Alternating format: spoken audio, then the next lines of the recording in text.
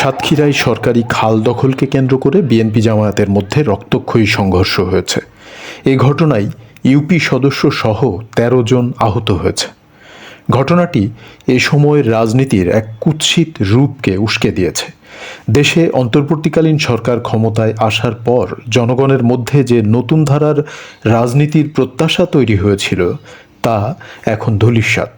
গণতান্ত্রিক প্রক্রিয়ায় নির্বাচনের মধ্য দিয়ে ক্ষমতায় এসেছে রাজনৈতিক দল, কিন্তু রাজনৈতিক চিন্তায় পরিবর্তন না আসায় তৃণমূলের এই দখলবাজি ও গুন্ডাবাজি রাজনীতিকেই মারাত্মকভাবে প্রশ্নবিদ্ধ করছে।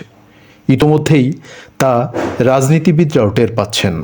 যেমন স্থানীয় সরকার বিষয়ক মন্ত্রী ও বিএনপি মহাসচিব মির্জা ফখরুল ইসলাম আলমগীর ৫ জুন শুক্রবার অসহনশীলতা প্রকাশ করে বলেছেন, আমার কাছে মনে হয় গণতন্ত্র খুব বিপদে পড়েছে।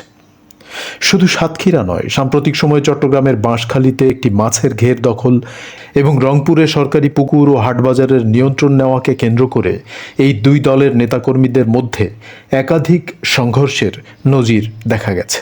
এই ঘটনাগুলো নাগরিক মনে স্বাভাবিকভাবেই কিছু মৌলিক প্রশ্ন তোলে। রাজনৈতিক দল কেন সরকারি খাল বা জনগণের সম্পদ দখল করবে? দলগুলোর তৃণমূলের নেতাকর্মীদের কেন এই মরিয়া ভাব? এর পেছনে কি ওপর মহলের কোনো অর্থনৈতিক চাপ কাজ করে? এমন কোনো অলিখিত বাধ্যবাধকতা কি আছে যার কারণে খাল দখল করে মাছ চাষ বা চাঁদাবাজির অর্থ উপরের স্তরে পাঠাতে হয়? যদি তাই হয় তবে তা অত্যন্ত উদ্বেগজনক। রাজনীতি যদি কেবলই পেশি শক্তি, গুন্ডাবাজি আর আধিপত্য বিস্তারের হাতিয়ার হয়, আর একে গণতন্ত্র বলা হয়, তবে সাধারণ মানুষের নিরাপত্তা কোথায়? রক্ত ঝরিয়ে এক দলের বিজয় আর অন্য দলের পরাজয়ের মধ্য দিয়ে ক্ষমতা প্রদর্শন কখনোই সুস্থ রাজনীতি হতে পারে না।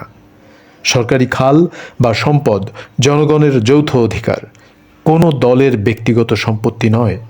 জনকল্যাণ বাদ দিয়ে যখন রাজনীতি কেবলই ক্ষমতার দাপট আর অর্থনৈতিক আখের গোছানোর মাধ্যম হয়ে ওঠে, তখন তা তার নৈতিক ভিত্তি হারায়।